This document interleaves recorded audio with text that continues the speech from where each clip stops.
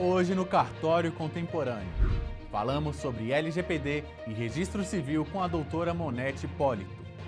O presidente da CNR e a diretora da Enor, Fernanda Abud, têm uma mensagem especial. O episódio de hoje abordará também sobre a uso capião extrajudicial. Será uma oportunidade única para você entender melhor como se dá esse processo e tem ajudado a desafogar a justiça brasileira.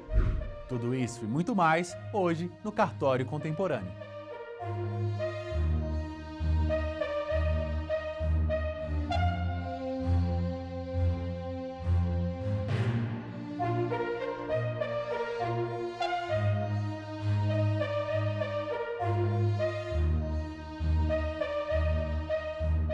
Monete Hipólito é graduada de Direito pela PUC Campinas e oficial do Cartório de Registro Civil e Tabelionato de Notas de Jaraguá.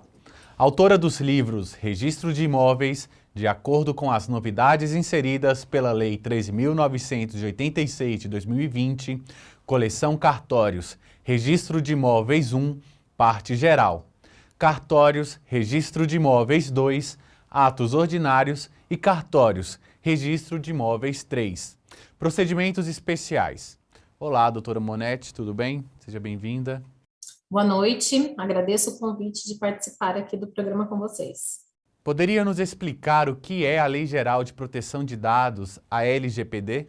A Lei Geral de Proteção de Dados é uma lei que veio para proteger os dados da pessoa física, para evitar o uso indevido desses dados. Então, é muito importante que a gente parta da premissa de quando a gente está falando de Lei Geral de Proteção de Dados, a gente não está falando em sigilo, não está falando que não devem mais ser fornecidos ou coletados dados pessoais em nenhum tipo de transação ou nenhum tipo de local. O que está se dizendo é que os dados que forem coletados, eles devem ser utilizados para a finalidade específica para as quais eles foram coletados, né? Então, existiam práticas muito comuns, né, no país de você fornecer o seu dado para uma finalidade e esse dado depois ser compartilhado sem o seu conhecimento, sem a sua autorização e sem nenhuma autorização legal específica com terceiros. Por exemplo, você ir na farmácia, fazer um cadastro na farmácia para conseguir algum tipo de desconto ou programa de fidelidade, e depois a farmácia compartilhar seus dados com o laboratório para que eles façam um estudo de perfil, ou compartilhar os seus dados com um plano de saúde que poderia possibilitar que você não conseguisse uma contratação ou conseguisse uma contratação num valor maior devido ao seu histórico de saúde.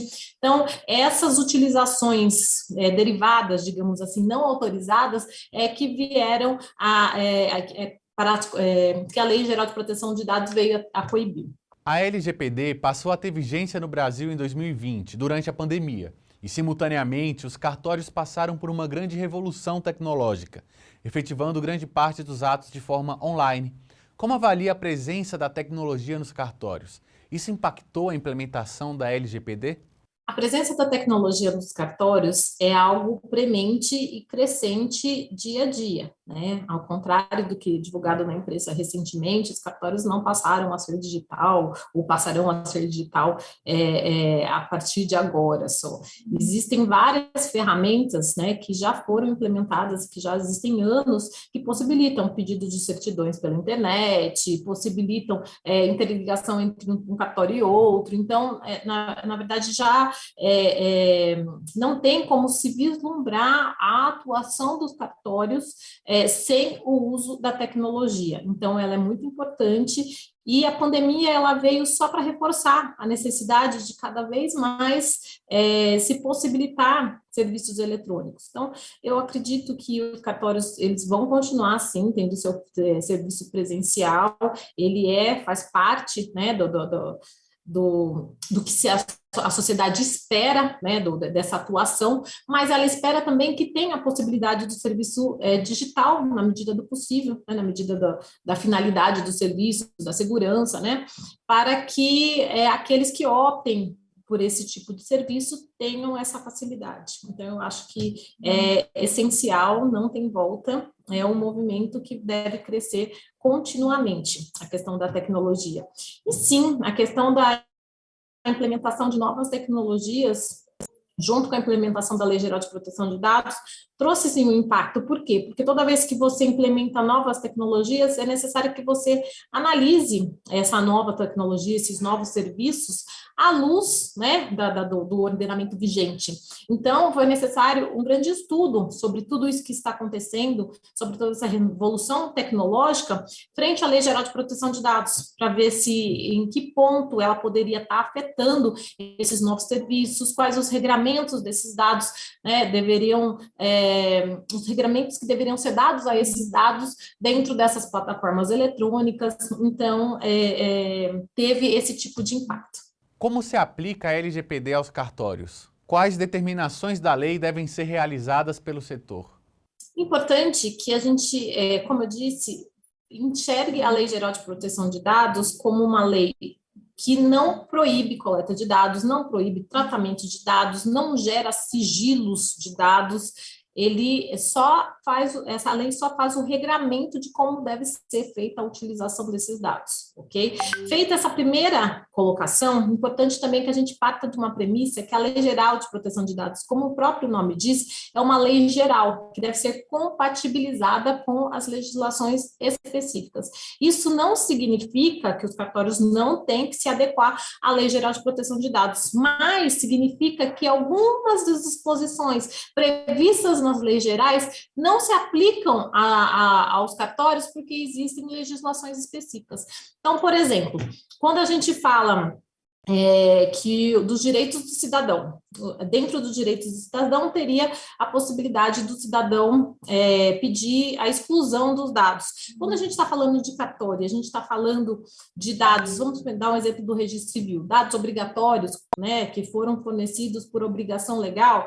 Então, a pessoa nasceu, tem a certidão de nascimento dela lá, o registro de nascimento, ele não pode simplesmente chegar e falar assim, eu quero que exclua meu registro de nascimento. Ou, por outro lado, a pessoa se casou, em vez de se divorciar, ela falou assim, quero que exclua meu casamento. Então, essas coisas não se aplicam, porque tem legislações específicas, regulamentações específicas, então, esse tipo de direito não seria aplicável aos cartórios em si.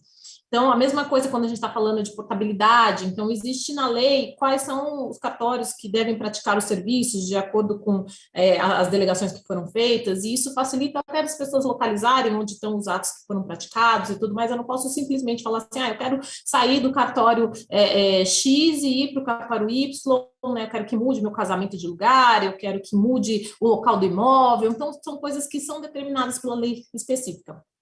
Dito isso, então, que existem coisas que devem ser compatibilizadas e que existem coisas que não se aplicarão aos cartórios, existem outras coisas que sim se aplicam aos cartórios, que seria a questão de organização, né? Então, a questão de tratamento do dado em si.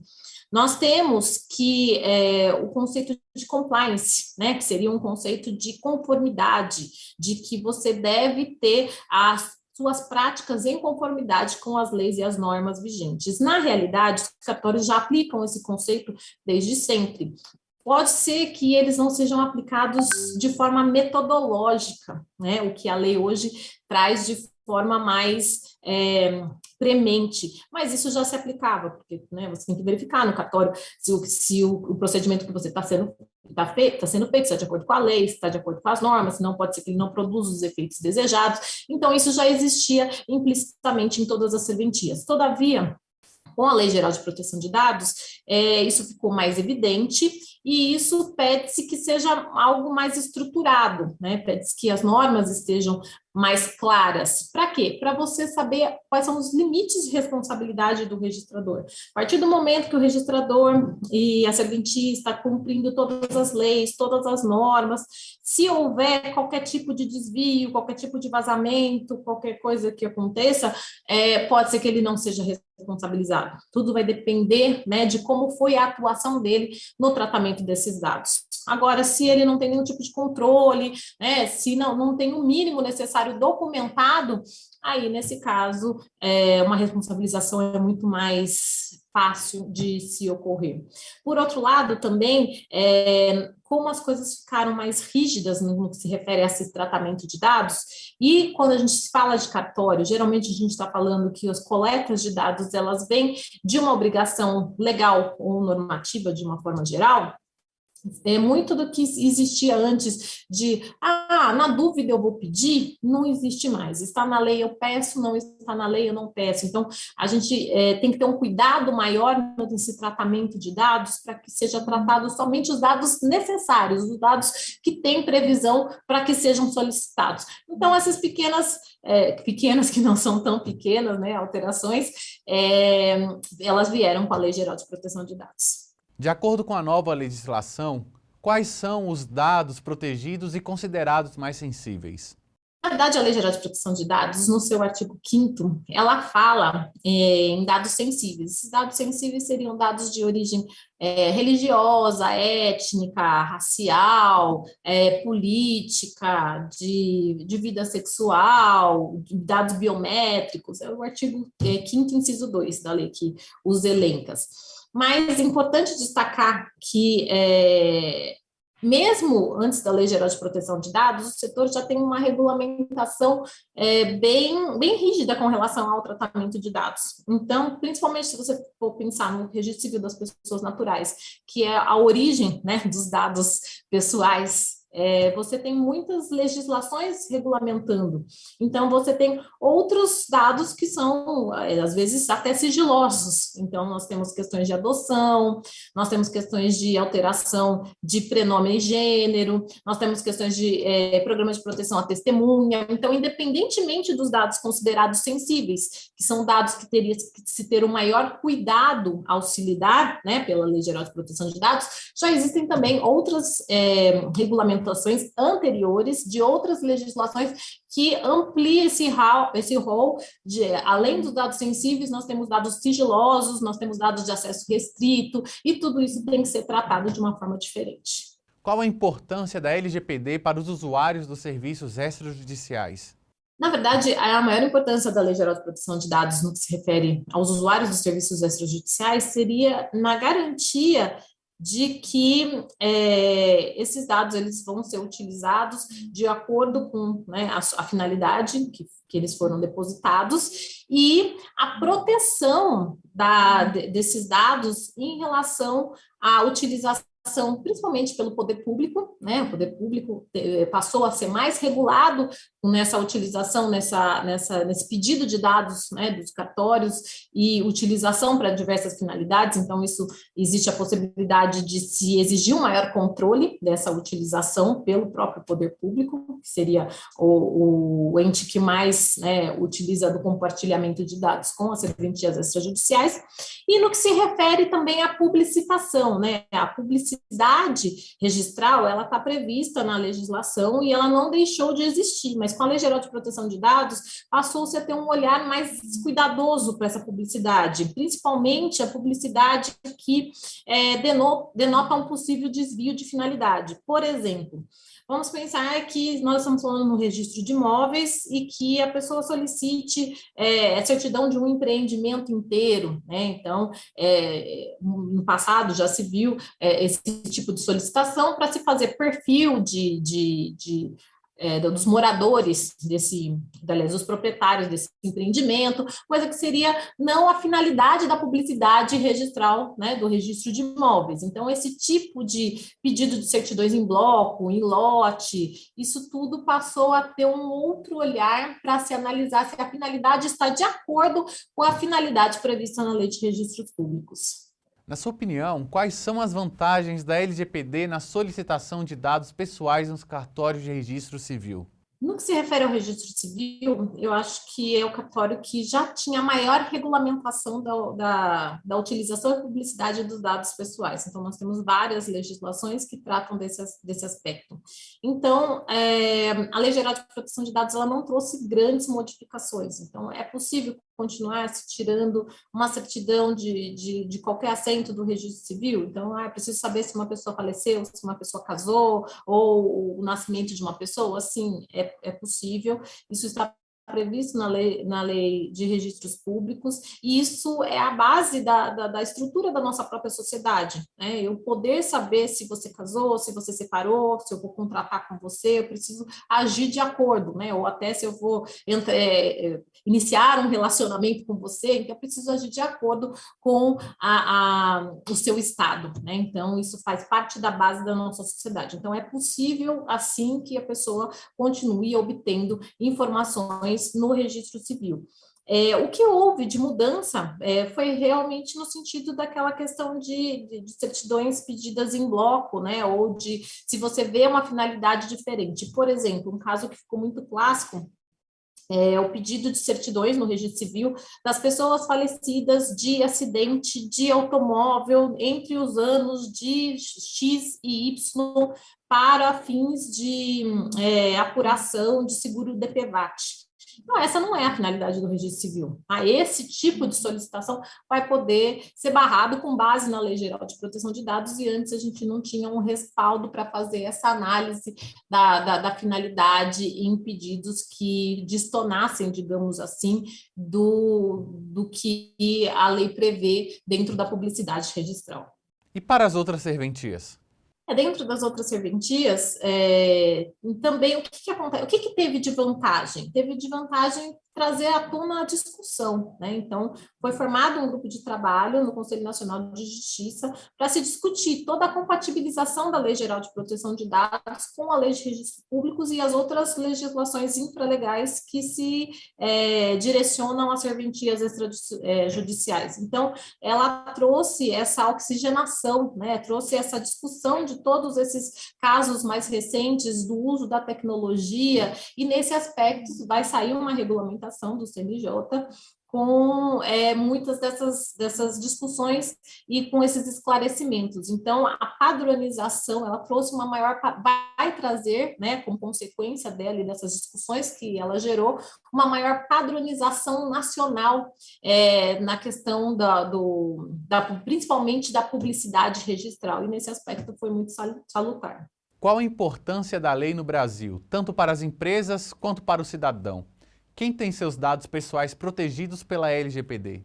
A Lei Geral de Proteção de Dados, ela contempla os dados das pessoas físicas, tá? Então, são dados relacionados a pessoas físicas.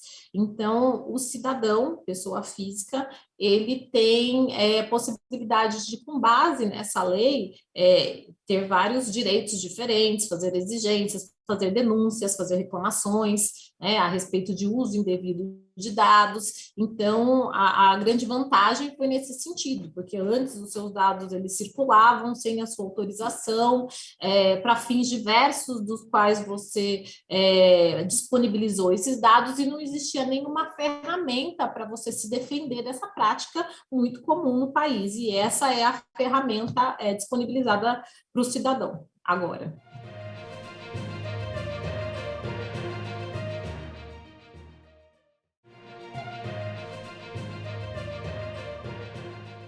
O presidente da CNR, Rogério Portugal Bacelar, e a diretora da Enor, Fernanda Abud, têm uma mensagem especial para vocês.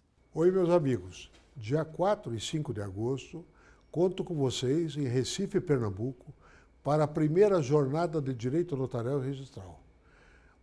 Nós teremos na coordenação geral o ministro Jorge Mussi, na coordenação científica, o ministro Sérgio Cuquina e Ribeiro Dantas. Como a coordenação executiva, com João Batista, Dr. João Batista e doutora Daniele.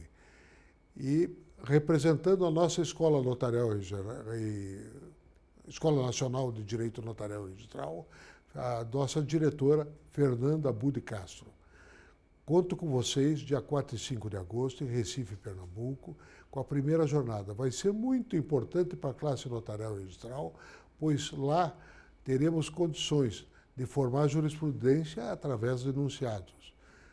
Espero que vocês todos aproveitem, porque vão ter professores de alto nível, ministros e especialistas do direito notarial e registral, trabalhando durante esses 2 dias para clarear a cabeça de todos os notários e registradores e todos os estudiosos do direito notarial e registral, para que olhem um pouquinho para a nossa classe, que é especializada nesse direito notarial registral.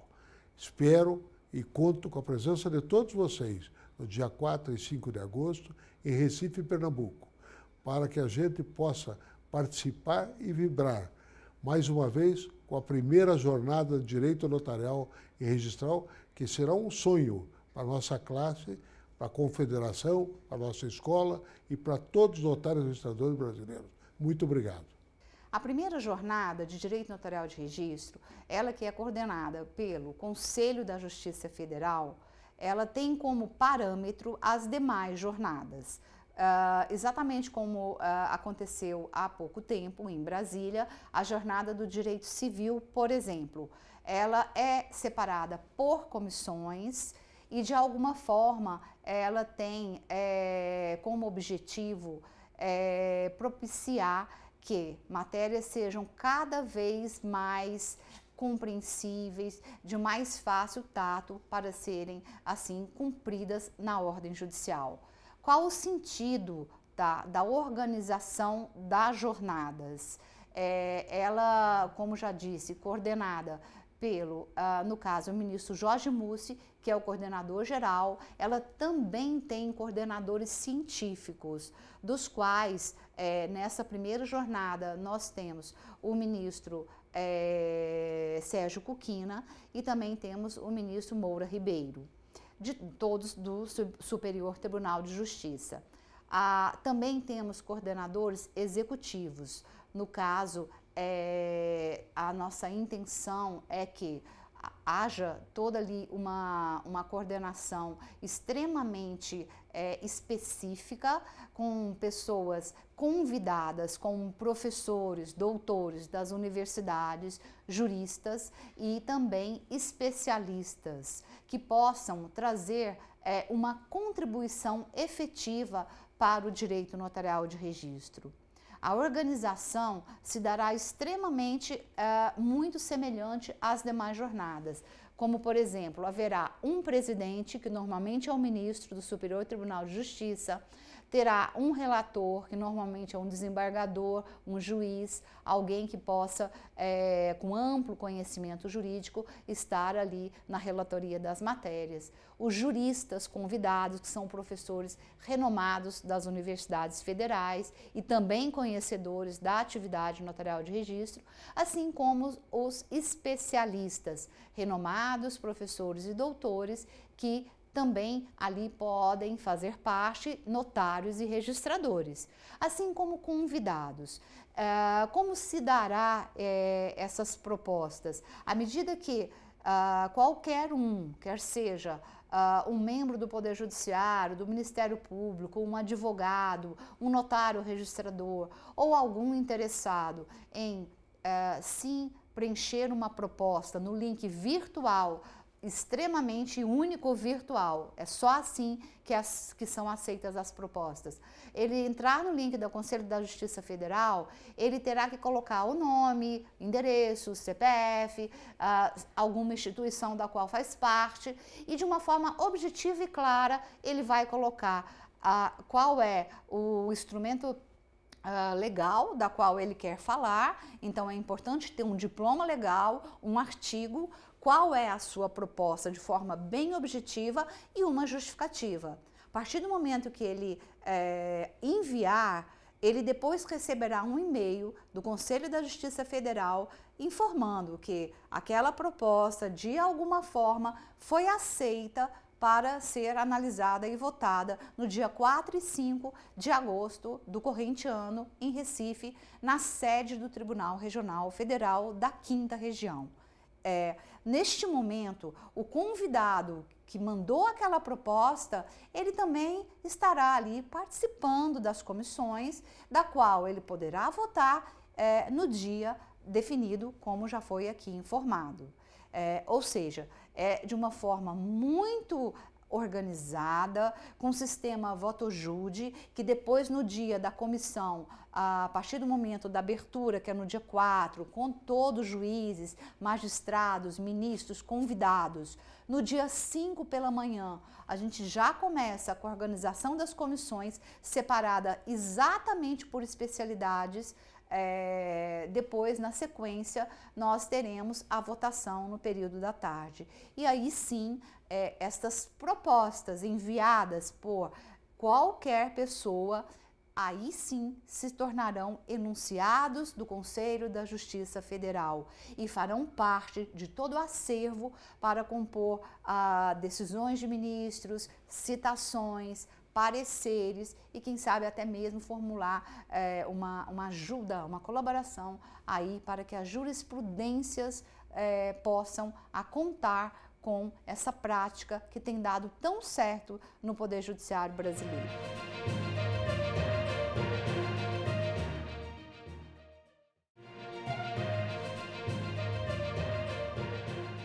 Falamos sobre LGPD e Registro Civil com a doutora Monete Hipólito. Olá. Qual a importância de garantir o cumprimento da nova legislação de proteção de dados nos cartórios? Na verdade, é muito importante que o cumprimento em todas as áreas, né? Acho que a Lei Geral de Proteção de Dados, ela é um marco, né, para você entender de forma diferente a utilização dos dados, entender os dados como um direito de personalidade, entender os dados como parte, né, da personalidade da pessoa e que precisam, sim, de um respeito, precisam, sim, né, de limites, né, de sua utilização. Dentro das serventias extrajudiciais, como eu disse, esse regramento já era bem claro, né, já era bem claro, e existem várias legislações que tratam dessa questão. Mas, como toda legislação, né, ela precisa ser analisada dentro de um contexto e precisa se adequar práticas que ocorriam, que eventualmente não sejam mais compatíveis com essa nova visão do tratamento dos dados pessoais. Por exemplo, quando a gente fala de coleta de dados, muitas vezes tinha-se aquela prática, né, de que quanto mais melhor, né? Pode ser que eu precise desse dado, pode ser que no futuro esse dado seja útil, e isso é uma das coisas que a lei veio a coibir, né? E isso era uma coisa que dentro dos cartórios era corriqueiro, sim, no sentido de você pedir os dados, e mesmo que se a parte te trouxesse um dado que não estava dentro do seu rol do que você ia pedir, mas ela te trouxe, você arquiva, você guarda, vai que no futuro pode ajudar em alguma coisa, entendeu? Você nem sabe para quê. Então, os cartórios, eles têm que se policiar, eles têm que rever, eles têm que fazer uma varredura de seus procedimentos para conseguir enxugar e ficar dentro do estritamente legal, né? Então, é muito importante que eles façam essa adequação e tornem, né, a atividade mais enxuta, digamos assim. Os oficiais de registro podem ser responsabilizados caso haja o vazamento de dados sensíveis de algum cidadão registrado em seu cartório? Podem ser responsabilizados, sim. Tá? Só que a gente tem que deixar claro que essa responsabilidade, a princípio, ela não vem sendo entendida como uma responsabilidade objetiva, ou seja, não é simplesmente houve um vazamento de dados e esse vazamento de dados gera automaticamente uma responsabilização. Não, na verdade, tem se entendido como uma responsabilidade subjetiva, que é baseada no dolo ou na culpa, ou seja, o oficial diligente, que faz tudo o que é possível, dentro dos ditames legais, e tudo que é mais do que possível, tudo que é esperado, né? Tudo que é compatível, ele não deve ser responsabilizado. Então, vamos pensar, questão de questões eletrônicas, hackers, né? A NASA é hackeada, o Banco Central foi hackeado. Então, você tem que... existem metodologias que podem vir a entrar em instituições das mais seguras, né, bancos e tudo mais, das mais seguras que existem. Então, se você estiver falando nisso, não importa o tanto que você coloque de tecnologia, o tanto que você coloque de proteção, é possível, é viável, vai acontecer, não sei, mas é possível, em regra, é possível. Então, você não espera que o oficial, né, mesmo tomando todas as cautelas exigidas dele, ainda assim seja responsabilizado. Mas, se o oficial não tomar as cautelas que eram exigidas dele, sim, é muito provável que ele seja responsabilizado em relação a qualquer tipo de vazamento que tenha de dado oriundo da sua serventia.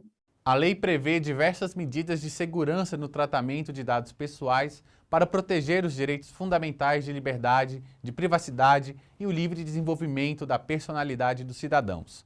Nesse sentido, quais modificações os cartórios devem fazer em suas estruturas para se adequarem à LGPD?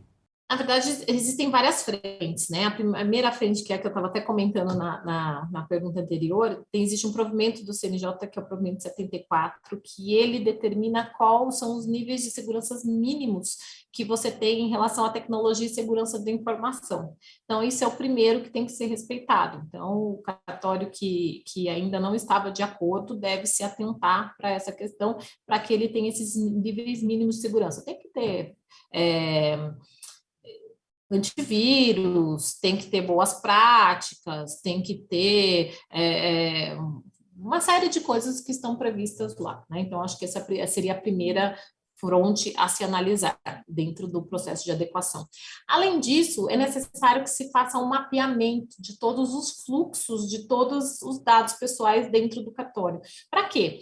Para que você, primeiro, analise se o procedimento está de acordo com as leis e as normas vigentes, ou seja, você está pedindo somente os dados que são necessários, com base em que você está pedindo esses dados.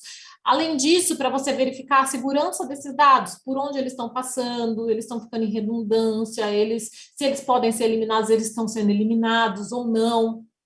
Então, você deve fazer essa análise também e, periodicamente, ficar acompanhando qualquer mudança ou qualquer algo que você consiga melhorar na sua estrutura no sentido de dar uma maior proteção a esses dados. Então, acho que seriam essas duas frentes principais, porque quando você está falando de segurança da informação, você tem uma porta, digamos assim, de vazamento de dados, mas dentro dos procedimentos você também tem uma outra porta de vazamento de dados se você tem um manuseio inadequado desses dados. Então, você deixa, de repente, livros em acesso ao público, você não orienta seus funcionários do dever de sigilo das informações, essas informações são trocadas em ambientes não seguros, então, tudo isso tem que ser revisto.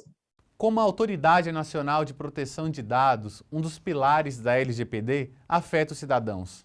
A Autoridade Nacional de Proteção de Dados, ela foi incumbida do dever de regulamentar a aplicação da Lei Geral de Proteção de Dados no país e fiscalizar essa implementação. Então, ela ajuda o cidadão a partir do momento em que ela pode receber denúncias, né, a partir do momento que o cidadão pode se recorrer a ela em relação a práticas que firam, né, essa lei hoje vigente no país. Como eu disse, né, anteriormente, antes o cidadão não tinha ferramentas para coibir esse tipo de prática de uso indevido dos seus dados. Hoje em dia ele tem a lei e ele tem a NPD como órgão fiscalizador e a qual ele pode se reportar para pedir tanto uma regulamentação quanto para pedir uma punição ou para pedir algum tipo de mudança em relação a essa utilização.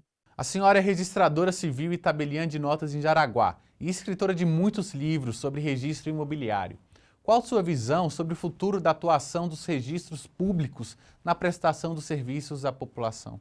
Eu entendo que a sociedade como um todo, ela espera que as serventias elas sejam mais integradas possíveis e que elas prestem o serviço da forma mais rápida, mais eficiente e, em alguns casos, eletrônica. A nossa sociedade é uma sociedade que tem muito esse viés eletrônico. Então, as pessoas gostam muito de resolver tudo sem precisar sair de casa, por exemplo, e a pandemia, né, reforçou que isso pode ser uma necessidade, às vezes.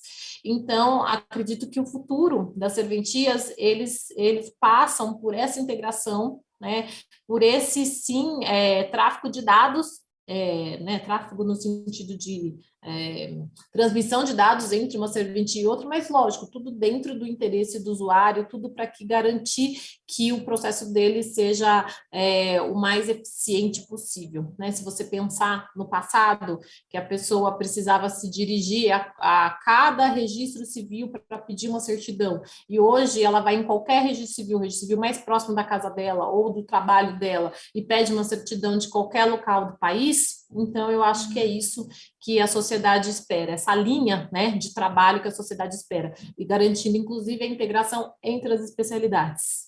Teria planos de alguma central que reunisse todas as outras centrais de cada serventia? Então, na verdade, o que acontece? A questão de centralização de dados é algo que não é muito de acordo com a Lei Geral de Proteção de Dados. Esses conceitos estão sendo revistos para o conceito de interoperabilidade. O conceito de interoperabilidade, ele é mais seguro e, de certa forma, ele é mais fácil, né? Por quê? Porque a interoperabilidade, ela permite que o dado, somente o dado necessário, ele trafegue dentro das necessidades, pelo período que ele for necessário, né? Então, nesse sentido, existem projetos de interligação, não de criação de uma grande central de tudo, mas de interoperabilidade entre os dados das diversas naturezas, tendo sempre como base o cartório onde ele está depositado, que seria o local, né, que o oficial recebeu a delegação de custodiar esses dados. O cartório é uma instituição que traz segurança e certeza de eficiência para a população em geral. De que forma o cartório pode colaborar no processo de desburocratização? Na verdade, a gente viu que dentro da desburocratização, o cartório ele pode ser um grande aliado do poder público, por vários motivos. O primeiro dos motivos seria a capilaridade, né? Nós temos cartórios em todas as cidades, né, do país, em todos os distritos, nós temos registro civil também do país. Então, isso dá um maior acesso à população. A população não precisa, geralmente, se deslocar quilômetros e quilômetros, horas, para chegar num local para poder ter o atendimento público, ter acesso ao poder público. Então, essa capilaridade, ela ajuda muito, pode ajudar muito, pode favorecer muito. Por outro lado, nós temos a questão da rapidez e da eficiência.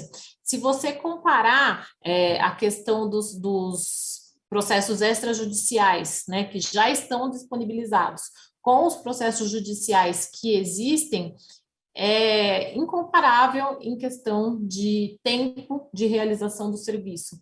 Se você pensar, por exemplo, no inventário extrajudicial, o inventário extrajudicial, em média, termina em 30 dias dentro de uma serventia do tabelionato de notas, sendo que, em regra, no judicial, às vezes, nós temos, com certeza, vários meses, mas nós temos inventários que terminam até em anos, né? Inventários que ficam quase uma vida inteira. Mas, com certeza, pelo menos vários meses, se não tiver nenhum problema a mais, né? Então, isso é uma outra grande vantagem que você tem. Se você pensar no protesto, né? Nós temos eficiência. O protesto, quando passou-se a protestar as dívidas públicas, teve um retorno muito maior dessas dívidas, né? Do que você primeiro entrar com a ação, porque até você entrar com a ação, até a pessoa ser notificada, até achar, até constituir advogado, até, né, o processo andar, demora anos e anos e anos, e a pessoa vai postergando esse pagamento, enquanto se ela é protestada, já é negativada, já começa a ter reflexos para a vida dela, geralmente ela vai e faz o pagamento. Dentro do registro civil, nós tivemos muitas facilidades, nós tivemos, por exemplo, a questão do reconhecimento socioafetivo de paternidade ou de maternidade, que possibilita que a pessoa, né, regularize em 5 dias, né, 5 dias a questão que, às vezes, ela passou uma vida para regularizar.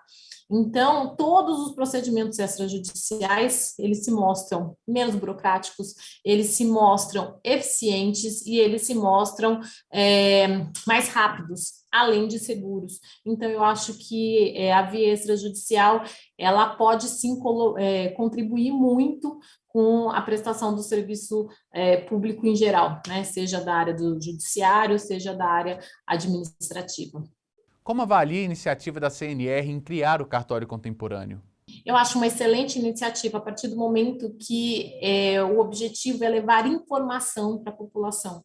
A população, muitas vezes existem muitos serviços que estão disponíveis em que a população poderia se beneficiar de forma mais ágil, de forma mais simples, mas ela não tem conhecimento desses serviços, então ela opta por formas mais morosas, né, de regularização. Então você vê, por exemplo, situações de que a pessoa teria que fazer uma retificação do registro e ela entra com processo judicial quando era desnecessário ela entrar com processo judicial. Você vê situações que a pessoa vai até o cartório e ela podia pedir a certidão da casa dela, né, dentro dos portais hoje existentes. Então, a informação, eu acho que é essencial. Não adianta existirem as facilidades, existirem os serviços se a pessoa não sabe como utilizá-los e nem que eles existem, né? Então, acho que essa divulgação, ela é tão importante quanto a existência do serviço. Doutora Monetti, muito obrigado pela sua participação. Seja sempre bem-vindo ao Cartório Contemporâneo. Nada. Qualquer dúvida fica à disposição. Então, obrigada. Tchau, tchau.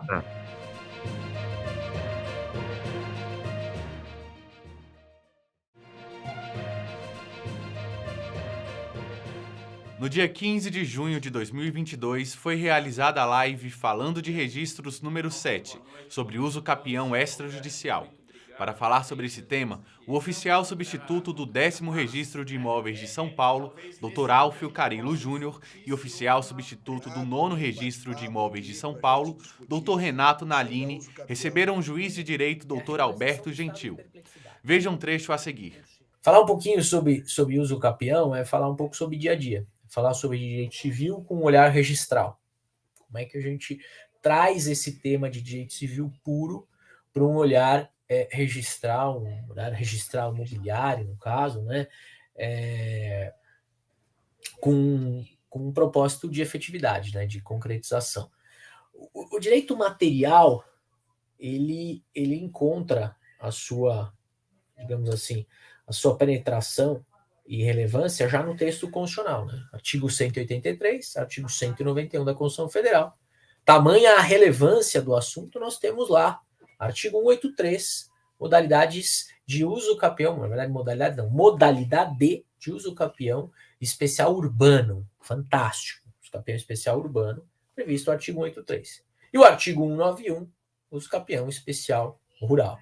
Temos ali algumas questões bem impactantes, como, por exemplo, a adoção da uso capião especial urbana uma única vez na vida. Uma única vez na vida.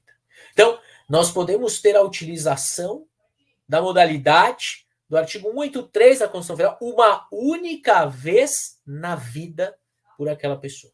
Significa que ela não pode ter mais nenhuma uso capião? Não. Significa que ela não pode se valer de nenhuma outra situação, em nenhuma outra situação daquela modalidade especial urbana, né? De áreas de até 250 metros, é fantástico, incrível, né? Para quem mora em grandes centros, né? Vou aqui me valer de São Paulo, se vocês tiverem a oportunidade de dar uma voltinha assim no centro de São Paulo, em algumas regiões estrategicamente bem desenvolvidas no mercado imobiliário, a gente tem cada vez apartamentos menores, né? Um apartamento incrível de 80 metros, de 70 metros, de 60, de 50, de 40, oportunidade imperdível de 28 metros, de 17 metros. Eu passei até uma vez descendo a Consolação e vi que tinha um lançamento espetacular, 18 metros quadrados e tal. E são situações em que, se você, por exemplo, quer alguém, eu posso conhecer sua casa? Você fala, pode. Você chega na porta da casa, entrega a chave e fala, sobe. Você não vai comigo e fala, não, porque um sobe, depois eu subo, porque se um subir e o outro também, alguém cai pela janela. Não é isso? Então a gente tem esse multifracionamento do bem imóvel cada vez de maneira assim mais extraordinária, né? Assim, a gente luta para cada vez chegar num limite e isso traz uma série de impactos, né? Mas a Constituição fala em 250 metros, ela tem uma crença muito grande de que 250 metros acho que tá bom para morar uma família, né? Então, imaginem essas metragens menores. E nós temos aí no artigo 191 uso capião especial rural, observado até os seus 50 hectares, né?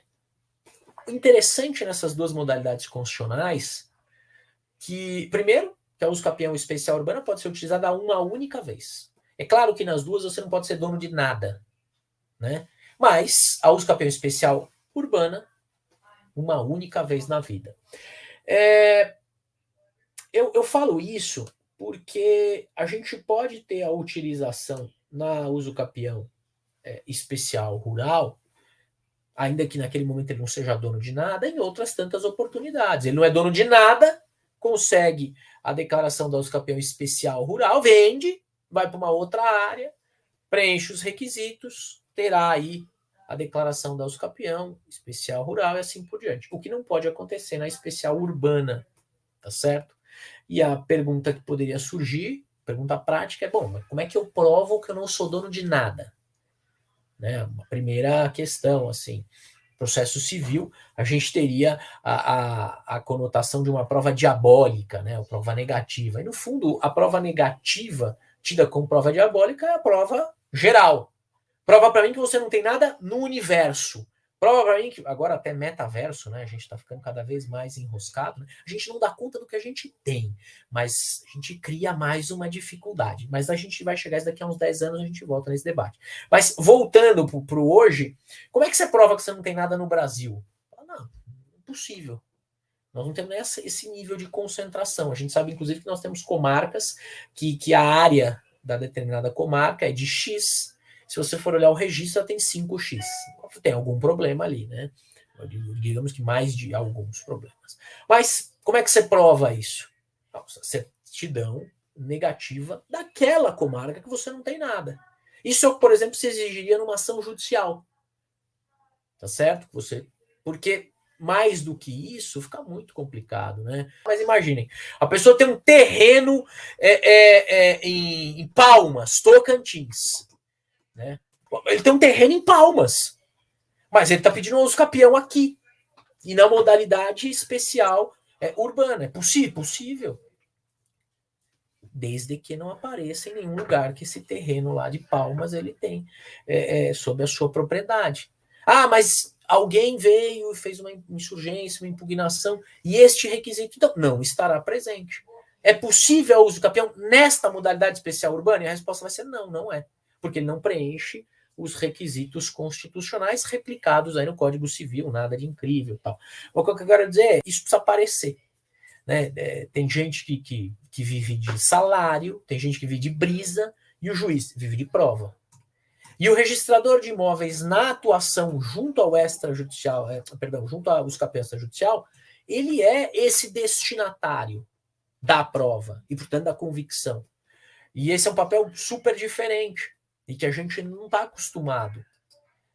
Isso traz consequências. A gente não tem... o provimento 65, por exemplo, é de 2017. Dezembro de 2017. Salvo engano, 14 de dezembro de 2017. Aí as normas da corregedoria foram acomodadas com a uso capião também. E nós temos pontos de choque, de contato entre o que tem no provimento nacional e o que tem nas normas, aí já surge mais uma situação, né, complicada, que eu adoto o provimento nacional, eu adoto as normas da corregedoria, também é um tema que a gente pode discutir aqui com o Vagar, mas eu ainda todas as modalidades, né, que eu vou gastar o meu tempo com aquilo que é fácil e vou deixar as questões difíceis, estrategicamente, para o Alfo, o Renato responder. Mas, dentro dessa modalidade constitucional, já aparece um problema. Eu preciso provar que eu não tenho nenhum outro bem imóvel. Né? Então, posso provar isso, como seria numa ação judicial, juntando a certidão de que eu não tenho bem nenhum naquela comarca. Isso responde uma resposta, isso responde no âmbito nacional? Não, nós não temos ainda essa concentração de dados tão eficiente para dizer, olha, eu junto aqui uma certidão negativa de que eu não tenho nada no Brasil. Não tem essa possibilidade. Um outro ponto muito interessante, a meu ver, pensando nessas duas modalidades ainda constitucionais, e lógico, né, vou tentar não cansar aí os nossos ouvintes, né, é a questão possibilidade da uso capião, no caso dessas duas modalidades, né, mas do pedido de uso capião, por pessoa física e não por pessoa jurídica. A pessoa jurídica pode entrar com um pedido de uso capião? Claro que pode. Evidente que pode. Mas pode em algumas modalidades, em outras não. A uso capião especial urbana e a especial rural falam em moradia. E quando se fala em moradia, a pessoa jurídica não tem moradia. Ela tem sede. Morada da família. Ainda que a pessoa jurídica seja familiar, né? Porque é aquela coisa, né? Algumas coisas que não nasceram para dar certo. Uma delas, reunião familiar. De ordem ainda profissional, tem tudo para não funcionar, todos os elementos. Mas eles podem entrar com a uso capião? Não podem. Né? Não nesta modalidade. Porque esse é um outro ponto interessante que a gente precisa, dentro de uma análise geral, né, entender, que é a seguinte: nós temos um cardápio de modalidades. Todas elas admitem o ingresso ou a declaração. Né? E eu falo declaração porque o Código Civil fala que a sentença de uso capião é declaratória. Você comprova o preenchimento de requisitos e eu declaro que você é o proprietário. Essa é a ideia. Né? Isso serve para o juiz, como serve para o registrador de imóveis. Então, essa declaração pode ser para qualquer modalidade. Judicial, também administrativa, qualquer modalidade. Mas você precisa preencher os requisitos indicados na lei. Ou melhor, na modalidade que ampara aquela solicitação. Né? Eu posso mudar o pedido no meio do caminho? Eu entrei com uma cara de extraordinária, mas senti que não rolou, um clima um pouco estranho no preenchimento desses requisitos aí. Extraordinária não, porque ela é das mais fáceis, né? Apesar do tempo ser desconfortável. Mas eu entrei, por exemplo, com uma uso capião, um pedido de uso capião administrativo ordinária.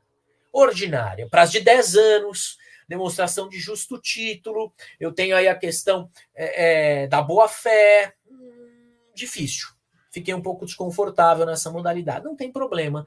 Eu posso encarar que a análise é na melhor doutrina do caminhão de melancia, em que o caminhão vai andando, as melancias vão se acomodando, e aí a gente vai mudando as modalidades, não cabe nessa, o registrador me deu a dica, eu só adito o pedido e tal. Eu vou dizer, não dá. Não vai dar.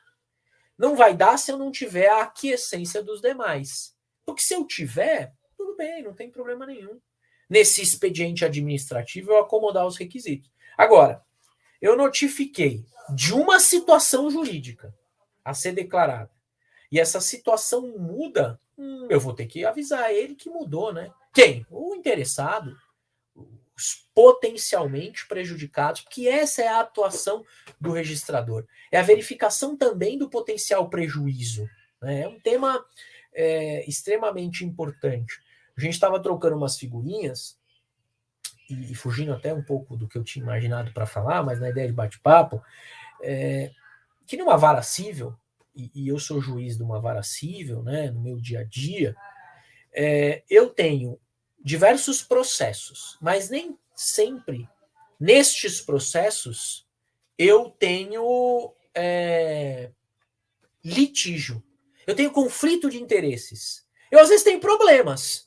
O processo me traz um problema, mas não necessariamente um litígio.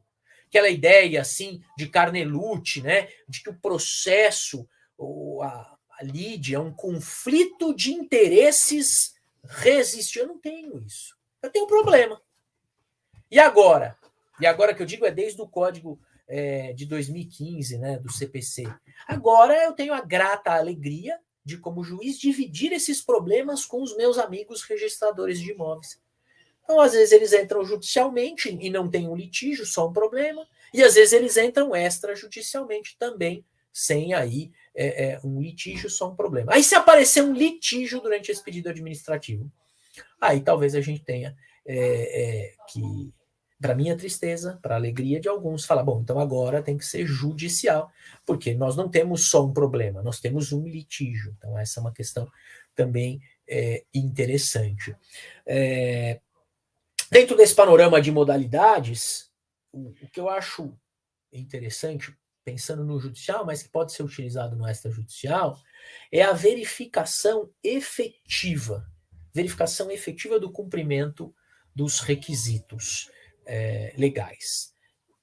E por hoje é só. Eu sou Duda Meirelles e foi um prazer tê-los aqui conosco no Cartório Contemporâneo. Se você perdeu alguma parte ou gostaria de rever o programa, temos uma reprise toda segunda-feira, 19 horas, na TV Justiça ou no canal do YouTube da CNR. Voltamos com um episódio inédito na próxima quinta-feira, 19 horas, na TV Justiça. Até lá!